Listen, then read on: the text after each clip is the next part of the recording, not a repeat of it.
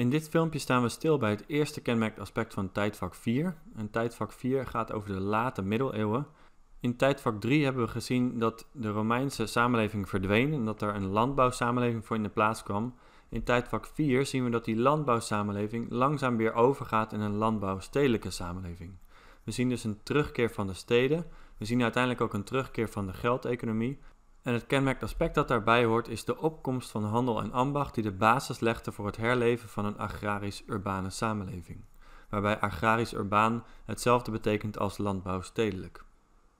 En de vraag die dat oproept is: waardoor kon er weer handel en ambacht ontstaan? Dat gebeurde vanaf het jaar 1000 ongeveer en dat kwam in de eerste plaats doordat de bevolking in die tijd sterk groeide. Er was een sterke bevolkingsgroei en om die bevolking levend te houden was er meer voedsel nodig. En de vraag was: hoe wilde dat eigenlijk lukken? Hoe kon er genoeg voedsel zijn zodat die bevolking kon blijven groeien? Er waren twee zaken die daarbij hielpen. In de eerste plaats kon er meer grond worden gewonnen door ontginning. Dus er werden bossen gekapt waardoor er nieuwe vruchtbare landbouwgrond beschikbaar kwam waarop meer voedsel geproduceerd kon worden.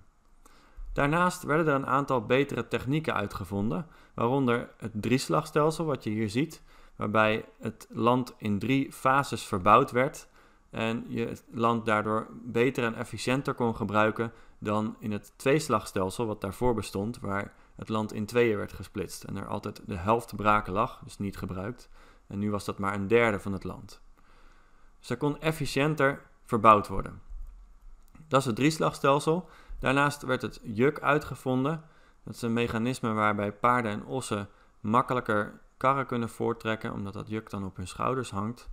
En de keerploeg werd uitgevonden. Een ploeg waarmee de aarde dieper omgespit kon worden, waardoor de zaadjes beter konden ontpoppen en er dus ook meer productie kon ontstaan.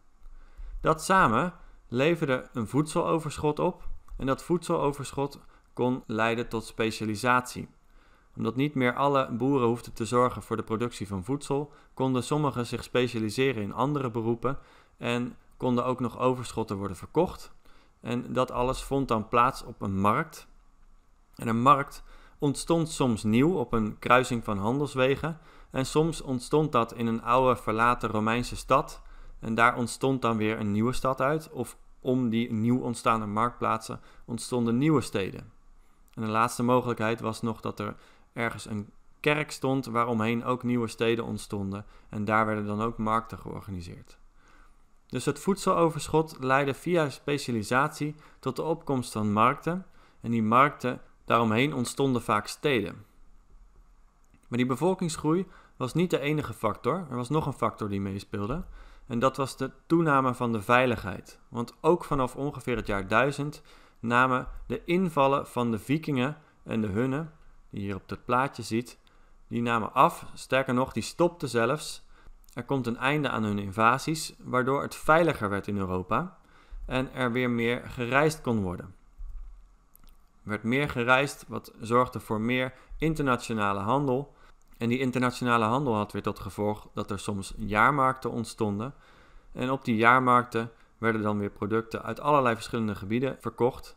En die jaarmarkten werden vaak ook in en rond steden georganiseerd. Dus die droegen ook bij aan de opkomst en de groei ook van die steden, omdat dat centrale plaatsen werden waar werd gehandeld. Dus nog even kort samengevat, vanaf ongeveer het jaar 1000 na Christus groeit de bevolking en neemt de veiligheid toe. En dat resulteert in een terugkeer van aan de ene kant de geldeconomie. Er ontstaat specialisatie en overschotten worden verkocht. En daardoor is weer geld nodig om spullen te kunnen kopen en verkopen. En dus een terugkeer van de geldeconomie. En die geldeconomie gaat vooral plaatsvinden in steden, waardoor ook de landbouwstedelijke samenleving terugkeert. En in het volgende filmpje gaan we dan kijken hoe de steden stap voor stap steeds zelfstandiger worden.